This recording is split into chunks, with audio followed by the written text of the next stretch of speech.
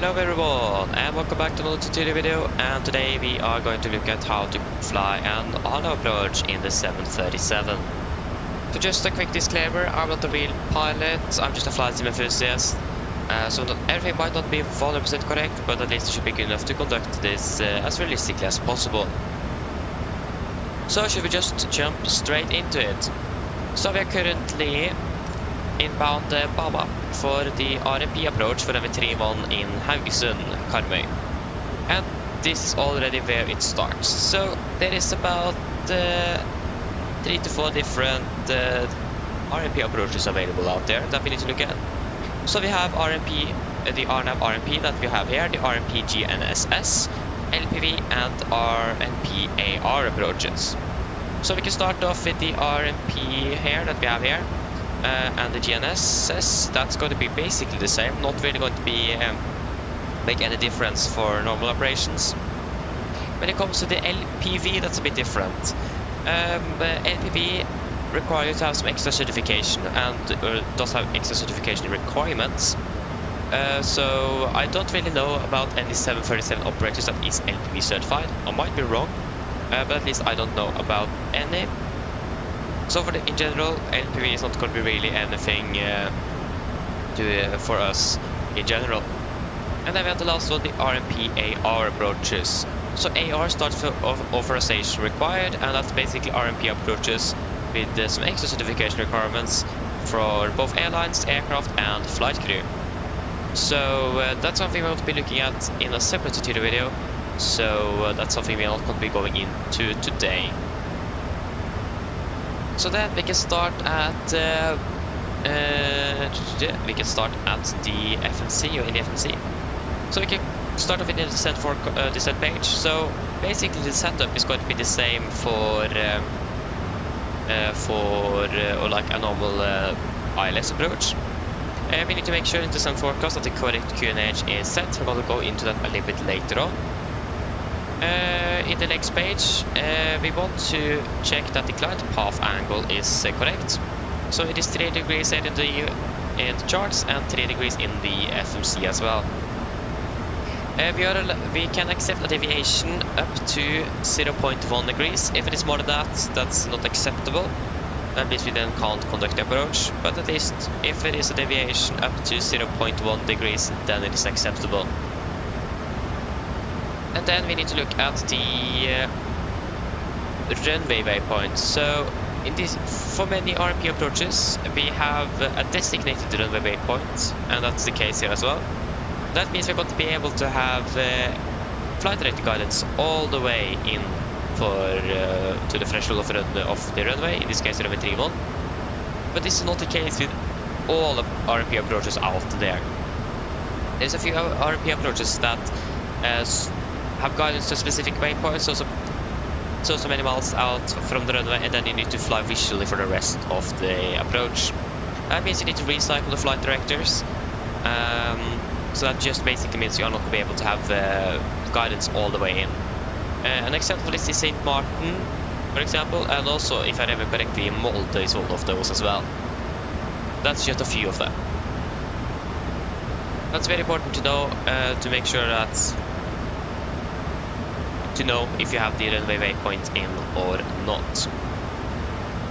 And then we can talk about the minimums. So for this approach we have 3 different minimum requirements or minimums. We have the LPV Cat 1, LNAV, VNAV and NLAV. We can start off with the LPV, like I said earlier. That's also going to be really relevant for us unless the airline is LPV certified. Then we can go to the LNAV minimum. So here it says 560 feet. So if you're using the LNAV minimum, that means that the approach is not going to have vertical guidance available. You're still actually going to have that available through the flight management computer, but the approach itself is not really going to be or have that for you. So that's why the minimum is a bit higher. We also have a minimum descent altitude, and that means that we need to correct the minimums because we are not allowed to descend through 560 feet. Many operators of the 737 uses approximately 40 feet for the correction. That's approximately what the 737 uses to arrest descent, and would start climbing for the go-around. So in this case, if you connect it with 40 feet, that's going to be 600 feet on the minimums. And that will then assure us that we are not going to be passing through the 560 limit if we need to go around at the minimums. And then we have the last one today that we're going to be using as well, the RNAV minimums. That basically means that you have lateral and vertical guidance for the approach. And you may see that the minimums as well is a little bit lower as well. It's a decision altitude, decision height, so that means also we don't need to correct the minimums. So it's going to be just blank 460 feet. Then we can go ahead and look at the fix ratings. So in the fix page, since we don't have any DME readings for the approach, since we are conducting a non-precision approach, we always set a few different fix ratings. So personally, I like 10, 6 and 4 knot miles out of the runway. Some companies are using different fix ratings for the approaches. So it does really depend a bit from what operator you're flying for. But at least personally for me, 10, 6 and 4 is perfect. But it's totally up to you. Then we need to talk about the altimeter setting. So since we're conducting a non-precision approach, that means the navigation is based out of GPS and also the VNAV calculations from the FSD. And the VNAV uses the altimeters to do its calculations. So that means if we have set the correct or the incorrect altimeter setting, that means we're going to be either too high or too low on the approach. So if we, for example, have set the QNH 10 hectopascals lower than it actually is, in this case then 1003, then we are going to be approximately 300 feet below the profile, and we are going to be touching the ground about 1 mile from the runway. And that's not really anything we want. So it's really important to make sure that you have the correct altimeter setting set for the approach. One way to actually check this in the aircraft itself is to use the VSD, so the vertical situation display. To be able to get it up on the ND, you click the center button here twice. And if you just zoom out a little bit, as you may see down here, we have this little white bar, that's the runway. So if it is on the ground, and this screen here, of course, it's the ground level. If it is on the ground, that means the QNH is set correctly on the altimeters. If it is a bit low, below the ground or above the ground, that means the altimeter setting is incorrect, so then you need to verify it before you can start the approach. This is called the QNH blunder, and it have happened quite a bit before with aircraft coming in either too hot or too high, too high or too low on approach, and it is really important to make sure that you have the correct altimeter set, so you don't end up too low or too high. Then we need to talk about the FFC a little bit again. So if you go to the progress page and the last page, the RMP progress, here we're going to be able to check the RMP accuracy, or we need to do some checks here to make sure that we are within the certain limitations. So first of all, if we can just delete this quickly, there you go. So we need to check that the RMP approach is set to 0.3 unless otherwise specified in the charts. There's a few approaches where you might have RMP accuracy, or the RMP should be at 0.2 or 0.1 even. That's going to be specified with the minimums. So that's something we will definitely see. But if there's nothing specified, it's going to be 0.3. As you may see, we have currently 1 nautical mile here. So we need to double check and make sure it is at 0.3. If not, you can just set the man list to 0.3, set it up here, and then the RMP approach is now set to 0.3 nautical miles. Also, we need to make sure that the lateral cross-check error is not greater than 0.15 nautical miles throughout the approach. So that's something we will see here. If it is more than 0.15, then you need to conduct a go-around. Also, when we're passing over the final approach fix, if we are going to be passing over the final approach fix at a certain altitude, the maximum allowed deviation is, or that you can accept at least, is 75 feet. In this case, we're actually going to be passing higher than 3,000 feet, 3,000 feet or higher. So that means we can't really do that check there. So, but at least if you're going to be if you are turning at the final approach fix at a certain level, it will be at an altitude, you can check, and the maximum allowed deviation is 75 feet. And we're also going to be above 2,500 RG, so it might be a little bit lower or a little bit harder to do the check there as well. But we can see if that's going to be possible. But again, we're going to be above 2,500 feet at RG. So, there's one other thing we need to talk about before we are starting the approach, and that's the IAN mode, the Integrated Approach Navigation. This is an option in the 747 that, from what I know, basically very few 747 operators actually have installed. But it will basically give you a fake localizer and a glide slope indication on the PFD throughout the RNAV approach. So this basically allows you to conduct a non-position approach with the same procedures as for a position approach or an ILS. Be aware that it is still not an ILS, it is still based out of GPS and the VNAV calculations or the altimeter setting on the aircraft. So it is still going to be a non-position approach.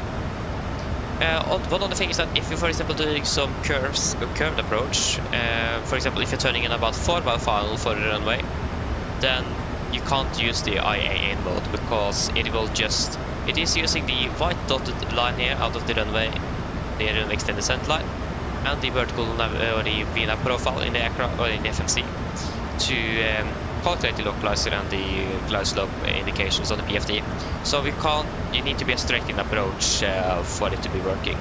To enable it, you just hit the approach button on the turning final, and then it will give you a final approach course and a glide path arm, and then capture when they catch it. But most operators use the LNAV nav, and that's also what's mostly suitable for the RNP approaches or RNAV approaches. Then that should basically be everything for the theory, so then we can just start with the approach itself. So, like I said, we're currently inbound bomb up, and we are currently reducing our speed, and we are soon going to be starting to configure the aircraft. One other thing to be aware of is that you need to be very careful that you're not getting too close to the MCP selected altitude. Otherwise the aircraft will go to altitude acquire mode, and that means you will the aircraft will acquire altitude and level off. And that's something you don't really want when you're doing this approach, is you want a constant descent.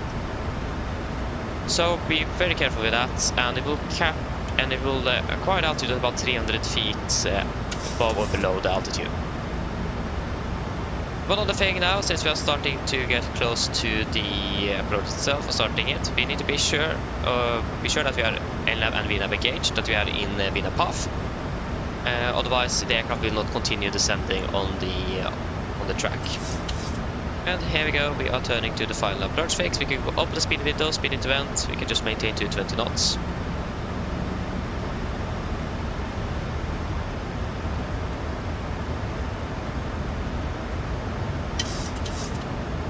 And flaps 5, speed is checked.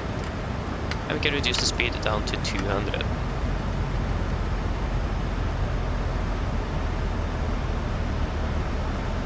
So like I said earlier, now once we're going to be passing over the final approach fix, if you're going to be at the level, you're going to check the deviation, maximum 75 feet, and the lateral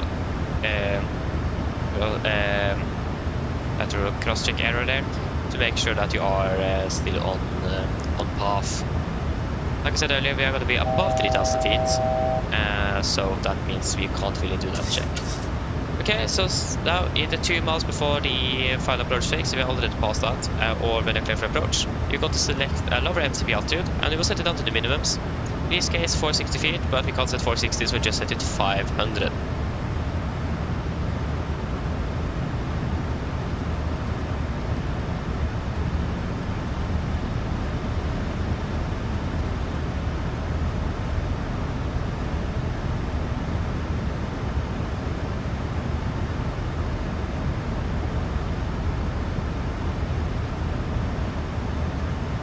At least in general though, a non-precision approach is going to be basically flown as usual, just except for all the other criteria you need to be following throughout the flight, or throughout the approach itself.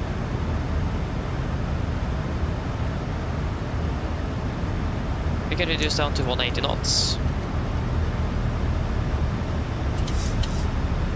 So when it comes to the missed approach altitude and when you can select that, you will select it latest at 1,000 feet above the airport elevation on the white bar here on the PFD, or before 300 feet above the selected MCP altitude. Otherwise, again, the air will acquire it and capture it, and that's something you don't really want.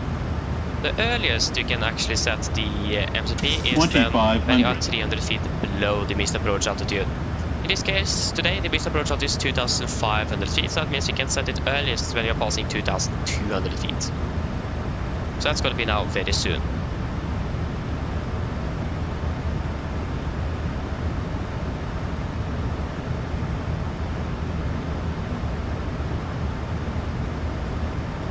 Okay, gear down, flaps 15, speed checked.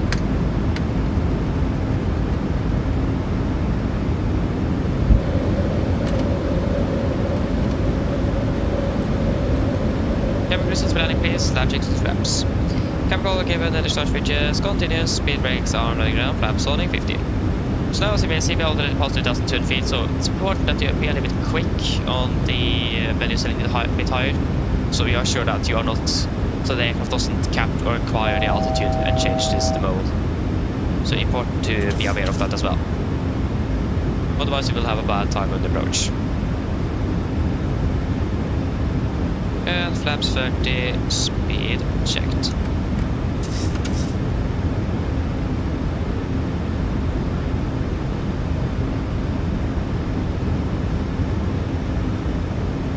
And complete land checklist, flaps 30 planned, 30 green light, land check is complete. We are approaching 1,000, we are stable, we are clear to land.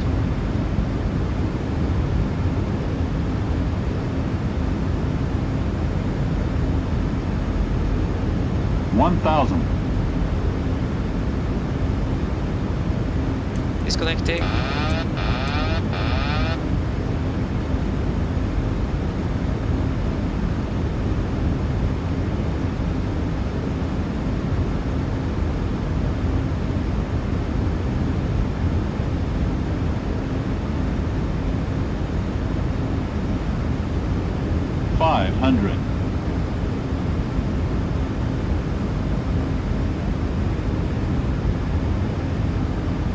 Approaching minimums.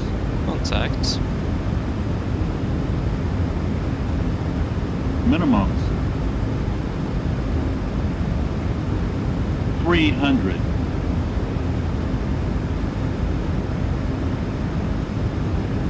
200.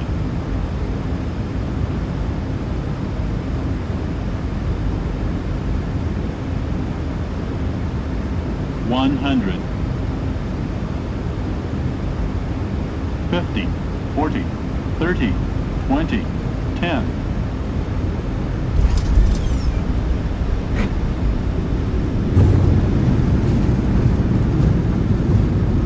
100 knots, 80 knots, 60 knots. And just for today, we are just going to be stopping here on the runway. There we go. So that's how we fly an RNAV approach in the 747. As you see, it isn't that complicated compared to normal ILS approach. It is a few things there that you need to be a bit more careful with and monitoring throughout the approach, but other than that, it isn't that complicated. So I hope that you guys have enjoyed this one. I hope you have learned something new, and I hope to see you again either in a future tutorial video or on a future live stream. So have a good day, see you all soon, bye bye.